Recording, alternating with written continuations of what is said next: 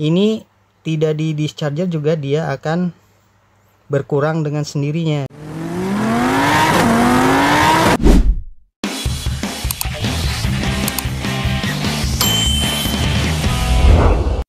Halo, assalamualaikum warahmatullahi wabarakatuh. Jumpa lagi di channel NFD Tamiya Project. Oke, kali ini saya akan membuat video tentang charger baterai untuk Tamiya ya guys, karena Tamiya tidak lepas dari memakai baterai. Oke, tanpa berlama-lama yuk langsung saja kita ke TKP. Oke guys, sekarang sudah di TKP ya guys. Kita mulai dengan mengecas baterai. Nah, di sini karena charger baterai saya ini ada 4 slot. Ini udah copot. Kita simpan saja. Kita langsung cas saja 4 baterai ya guys ya, atau 2 pasang baterai. Iya, terlihat ya. Nah, ini tampilannya seperti ini ya guys. Ini kenapa saya membuat konten khusus ya tentang charger baterai, karena charger baterai itu banyak sekali ya guys ya, yang bisa kita pakai. Jadi yang termurah sampai yang termahal, atau untuk yang pro ya gitu. Ini ada hubungannya dengan menghemat budget ya, sekali lagi ya guys ya. Karena apa? Karena tidak harus melulu beli yang bagus ya, sayang kalau tidak terpakai. Jadi kita manfaatkan aja dulu yang kita punya, dan ketika lomba pun itu masih bisa ikutilah dengan racer-racer yang lain ya, walaupun dengan alat yang belum pro. Nah, jadi tidak usah takut juga dengan alat-alat yang masih ya bisa dibilang seadanya ya, tapi kita masih bisa mengakalinya. Nah, ini saya akan share bagaimana cara mengakali charger yang saya pakai ini, asalkan charger baterai ini dipasangkan atau dikombinasikan dengan discharger, itu hasilnya juga bisa atau tidak kalah dengan racer-racer yang punya alat yang canggih-canggih guys. Oke, kenapa kita harus punya charger baterai dan baterai yang bisa diisi ulang atau rechargeable ya? Itu karena main Tamiya itu kan selalu memakai baterai guys. Jadi kalau membeli baterai yang sekali pakai itu akan boros ya guys ya. Charger ini saya punya ini masih, kalau dari harga itu masih di sekitaran 70-100 ribu ya. Jadi masih terjangkau lah ya, dibandingkan dengan charger-charger yang lain ya. Itu yang ada voltase meternya itu sekitar 300 ke atas ya guys ya, 350-an ke atas. Nah, yang pro nya itu SkyRC NC 2500 Pro. Nah, itu yang sudah canggih ya guys, yang sudah bisa memperbaiki baterai yang rusak sekalipun ya. Kenapa saya kekeh memakai charger baterai ini? Karena ini menurut saya ini masih bisa terpakai.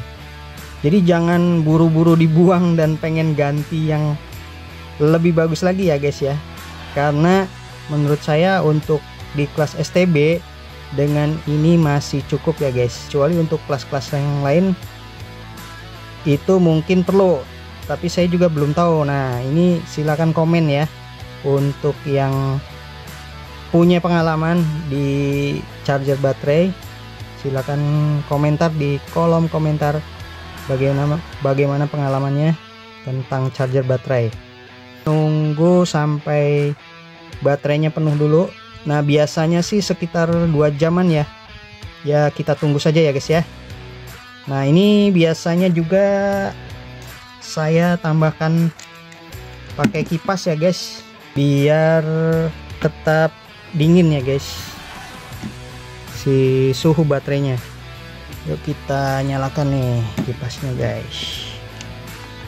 Ini belum dimodifikasi nih pedoknya, jadi mohon maaf masih manual colok-coloknya. Nah tapi yang penting fungsinya dulu ya guys. Oke kita tunggu sampai penuh dulu ya guys ya. Nah ini guys ya, ada yang sudah penuh nih dari sebelah kanan kedua ya. Kelebihan charger ini juga akan otomatis berhenti mengecas ya guys kalau sudah penuh.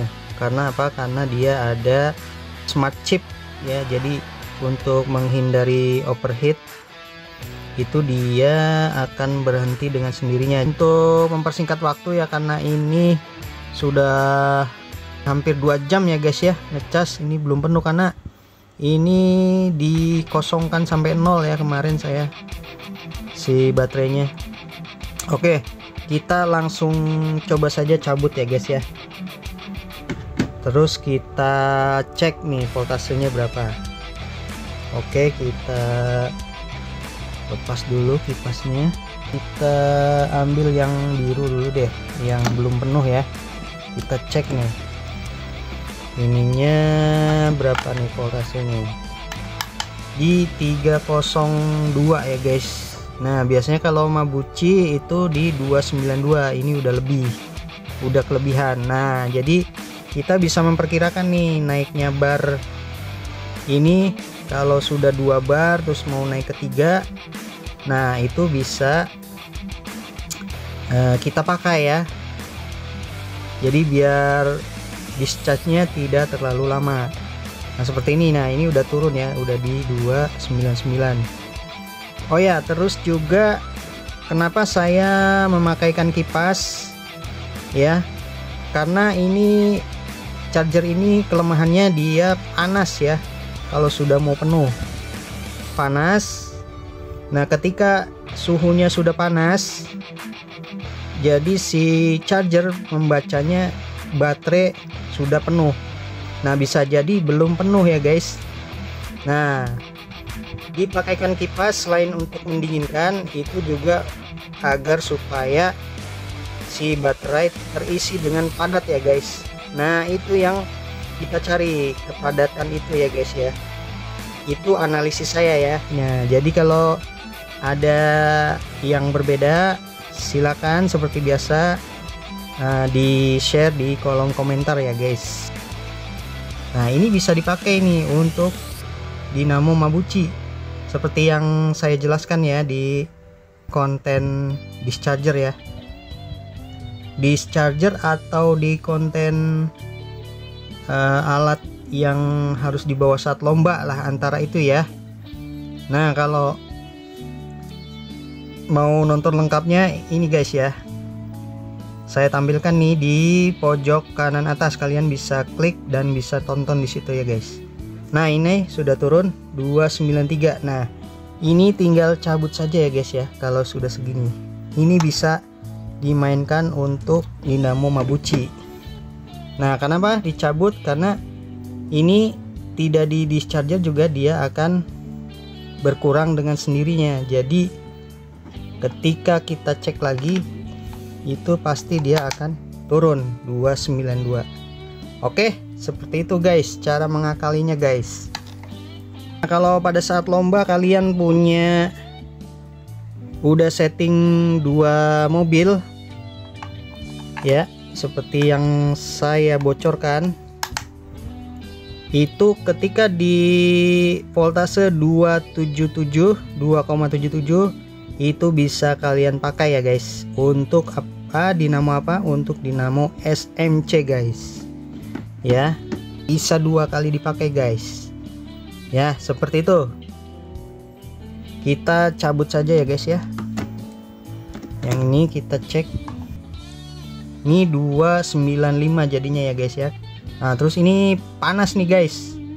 Setelah kipasnya dicopot, dilepas, itu terasa baterainya panas ya guys. Kalau tadi yang biru masih memakai kipas, jadi dia hangat-hangat kuku saja ya guys. Nah kalau ini tuh panas.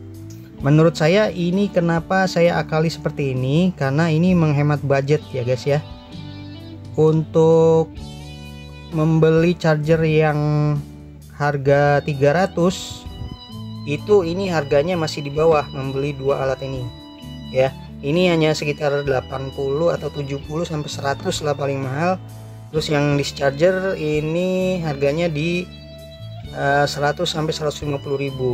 Kalau kalian sultan sih tidak masalah membeli yang canggih sekalipun gitu ya, yang 2500 Pro Sky RC misalkan, atau PowerX gitu ya, itu tidak masalah. Kalau sultan mau memakai cara yang seperti saya pun silakan. Nah ini berdasarkan pengalaman yang saya alami ya, gitu, analisis atau eksperimen yang ya sudah terbukti lah menurut saya guys. Oke, itu saja mungkin videonya. Terima kasih sudah menonton. Sampai jumpa di video selanjutnya dan mudah-mudahan bermanfaat. Wassalamualaikum warahmatullahi wabarakatuh.